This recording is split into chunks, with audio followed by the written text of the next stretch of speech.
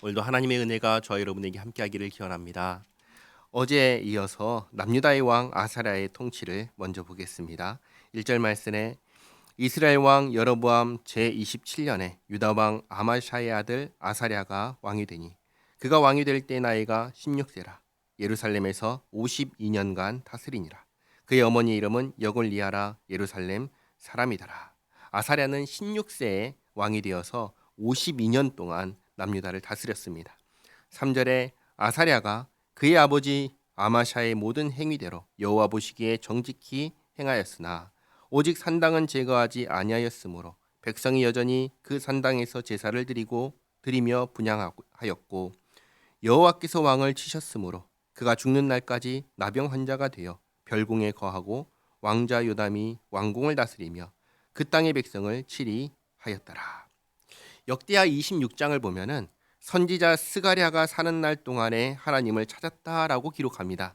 그런 글을 하나님께서 형통하게 해주셔서 남유다를 매우 강성하게 해주셨습니다. 그러자 왕이 교만해집니다. 그래서 뭘 했냐면 성전에 들어가서 향단에 분향하려고 했습니다. 이것은 누가 할 수 있는 거냐면 아론 자손의 제사장만 할 수 있는 일이었습니다. 왕이 교만해져서 하나님께서 금지하신 일을 하려고 한 겁니다. 당연히 제사장이 하지 못하도록 막았는데 기어코 분향하려 하니까 하나님께서 왕을 치십니다. 그래서 나병이 생긴 것입니다. 나병은 부정하기 때문에 생긴 피부병입니다. 더 이상 나라를 다스릴 수 없는 상태가 되어서 별궁에 거하게 됩니다. 그리고 그 아들 요담이 남유다의 왕이 되었습니다. 6절에 아사랴의 남은 사적과 행한 모든 일은 유다 왕 역대지략에 기록되지 아니하였느냐. 아사랴가 그의 조상들과 함께 자매 다윗성에 그의 조상들과 함께 장사되고 그의 아들 요담이 대신하여 왕이 되니라. 그 다음 이제 8절부터는 북이스라엘입니다. 전부 다 이 아사랴가 남유다의 왕으로 통치하고 있을 동안에 왕이 된 북이스라엘의 왕들입니다. 8절에 유다의 왕 아사랴의 제38년에 여로보암의 아들 스가랴가 사마리아에서 6달 동안 이스라엘을 다스리며 이렇게 아사랴가 남유다의 왕으로 통치하고 있을 때 여로보암 2세의 아들 스가랴가 북이스라엘의 왕이 됩니다. 얼마 동안 통치했냐? 겨우 6개월 통치했습니다. 그런데 그 6개월의 통치가 하나님 보시기에 어땠냐?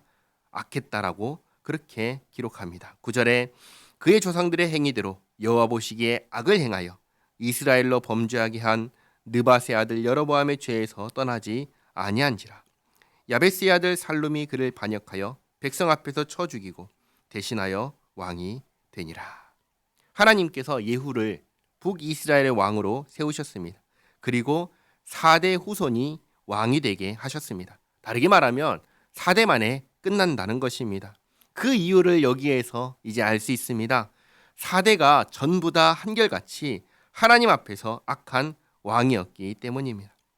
예후도 시작은 하나님의 명령을 지키면서 시작했지만 결국 초대왕 여로보암을 따라서 배교하는 길로 갔습니다. 그 후에 그의 1대 후손인 여호아스, 요아스, 여로보암 2세 그리고 방금 읽었던 스가랴까지 전부 다 하나님을 떠난 배교의 삶을 살았습니다. 그래도 하나님께서 예후에게 하신 약속을 지키셔서 스가랴까지 예후 가문의 4대 후손까지 왕이 되게 해주셨습니다. 그리고 스가랴를 끝으로 예후의 가문도 끝납니다. 살룸이 반역을 일으켜 스가랴를 죽이고 북이스라엘의 왕이 되는 것이죠. 11절에 스가랴의 남은 사적은 이스라엘 왕 역대지략에 기록되니라. 여호와께서 예후에게 말씀하여 이르시기를 내 자손이 4대 동안 이스라엘 왕 위에 있으리라 하신 그 말씀대로 과연 그렇게 되니라. 유다 왕 우시야 제39년에 야베스의 아들 살룸이 사마리아에서 왕이 되어 한 달 동안 다스리니라. 여기 우시야라는 이름이 나오는데 어제 우시야가 아사랴의 다름이라고 말씀드렸습니다. 아사랴가 남유다의 왕으로 통치하고 있을 때 살룸이 반역해서 북이스라엘의 왕이 되었습니다. 그리고 겨우 한 달 다스립니다. 왜 한 달이냐면 14절에 가디 아들 므나헴이 디르사에서부터 사마리아로 올라가서 야베스의 아들 살룸을 거기에서 쳐 죽이고 대신하여 왕이 되니라. 불과 한 달 만에 므나헴이 반역했기 때문입니다. 살룸을 죽이고 북이스라엘의 왕이 되었습니다. 15절에 살룸의 남은 사적과 그가 반역한 일은 이스라엘 왕 역대지략에 기록되니라.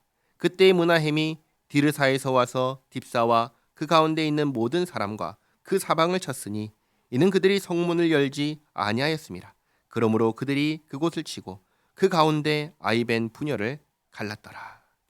므나헴이 반역을 해서 북이스라엘의 왕이 되었는데 이 딥사 지역의 사람들이 인정하지 않은 것 같습니다.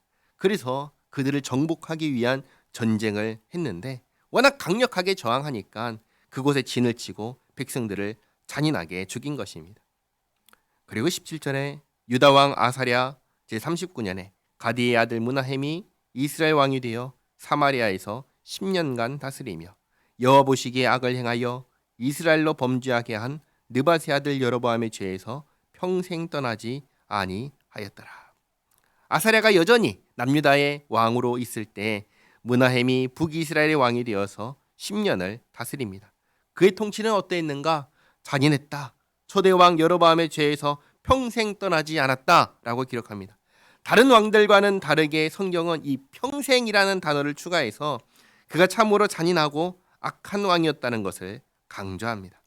그리고 19절에 아스루 왕 불이 와서 그 땅을 치려 하매 므나헴이 은천 달란트를 불에게 주어서 그로 자기를 도와주게 하므로 나라를 자기 손에 굳게 세우고자 하여 그 은을 이스라엘 모든 큰 부자에게서 강탈하여 각 사람에게 은 50세겔씩 내게 하여 아스루 왕에게 주었더니 이에 아스루 왕이 되돌아가 그 땅에 머물지 아니하였더라. 아스루 왕이 북이스라엘을 공격하려고 하자 은 1000달란트를 백성들 부자들에게서 강탈해서 아스루 왕에게 주었습니다. 조공을 바칠 테니 공격하지 말라는 것입니다. 아스루 왕은 은 1000달란트를 받고 돌아갑니다. 21절 므나헴의 남은 사적과 그가 행한 모든 일은 이스라엘 왕 역대지략에 기록되지 아니하였느냐. 므나헴이 그의 조상들과 함께 자고 그의 아들 부가히야가 대신하여 왕이 되니라. 아멘. 정리하겠습니다. 남유다의 왕 아사랴 우시아는 하나님의 명령을 어기고 분향하려다가 나병 환자가 되어서 평생을 별궁에 살다가 죽었습니다. 그리고 이 아사랴가 남유다를 통치하는 기간 동안에 북이스라엘 왕이 계속해서 바뀌었습니다. 예후 왕조가 하나님의 은혜로 시작했지만 시작하자마자 그 이후에 모든 왕들이 다 하나님 보시기에 악하다고 기록합니다. 전부 다 누구를 따라갔는가? 초대왕 여로보암의 길을 따라갔다고 합니다. 초대왕 여로보암은 하나님의 은혜로 시작했는데 곧바로 금송아지를 숭배하는 자가 된 사람입니다. 이후에 열왕들의 역사를 보면 그 어떤 사람도 온전하게 정직하게 끝까지 하나님을 섬긴 왕이 없다는 것을 보게 됩니다. 그리고 그 마지막이 말년이 얼마나 비참한지를 보게 됩니다. 우리에게 보여주시는 것입니다. 그것을 보고 깨닫고 그 길로 가지 말라는 것입니다. 우리는 어떻게 살아야 됩니까? 모든 왕들을 평가할 때 하나님 편에 선 왕은 이렇게 평가합니다. 하나님 보시기에 정직하게 행하였고 다윗의 길로 걸어갔다. 우리 삶이 하나님 앞에 그렇게 평가되기를 원합니다. 하나님 편에 서서 하나님 보시기에 정직하게 행하고 다윗의 길로 간 우리 모두가 되기를 바랍니다. 기도하겠습니다. 하나님 감사합니다. 열왕들이 하나님 앞에서 악을 행하고 우상을 숭배한 결과가 그 마지막이 얼마나 비참하게 끝나는지 깨닫게 하시니 감사합니다. 우리가 그들의 길을 따르지 않게 하시고 하나님 보시기에 정직하게 살아가게 하옵소서. 다윗의 길을 따라 오직 하나님만을 의지하며 섬기며 살아가는 우리 모두가 되게 하옵소서. 예수님의 이름으로 기도하옵나이다. 아멘.